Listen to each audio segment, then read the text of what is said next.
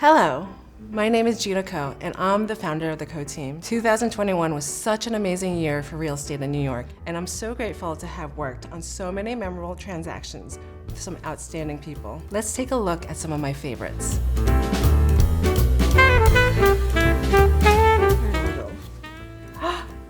Wait a second. Oh my goodness, look at this book. It is so cute. I can't wait to see what's in here. Wow. So, this is the Alexandra.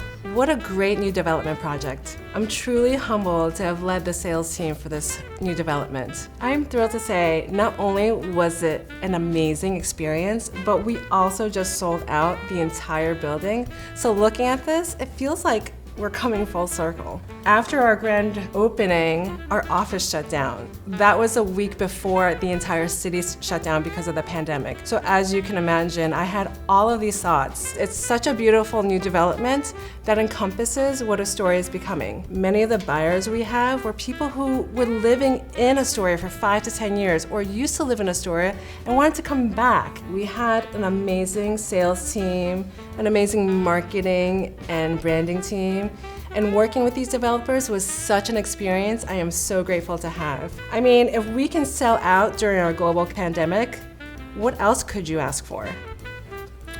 Oh, okay, so I might cry a little. This story really touches my heart since I have a deep relationship with the family.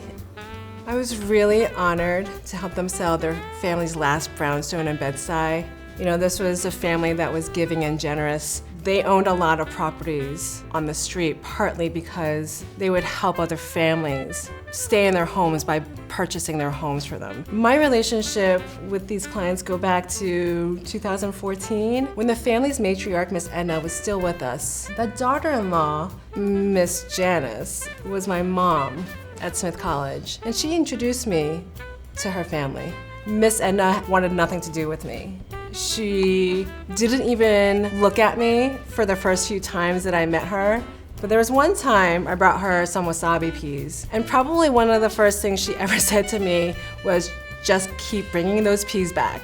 And that's how we started our relationship. So by the fall of 2017, Miss Edna began to seriously consider putting the property on the market. In the beginning, to be honest, the number she originally proposed and really wanted was going to be difficult to achieve for the market. And it was somehow hard to convince her of that. We used Triplemint's pre-listing platform, which allows sellers to test the market, use real-time feedback and predictive analytics to find new buyers and get the best price before officially hitting the market. It was a challenge for her to see a different number than she wanted, but we got there. However, Miss Edna passed away in the fall of 2018. We had offers before we even hit the market, and within 2 weeks of being on the market during the pandemic and shutdown, we received 11 offers from 8 unique buyers, where 8 of the offers were all cash. I'm really proud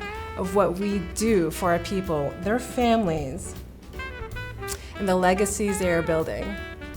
I'm getting chills right now because I'm thinking about this family, and the New York Times even saw how amazing this family is and how special this transaction was that the family was featured in a major article in the real estate section by Stefanos Chen.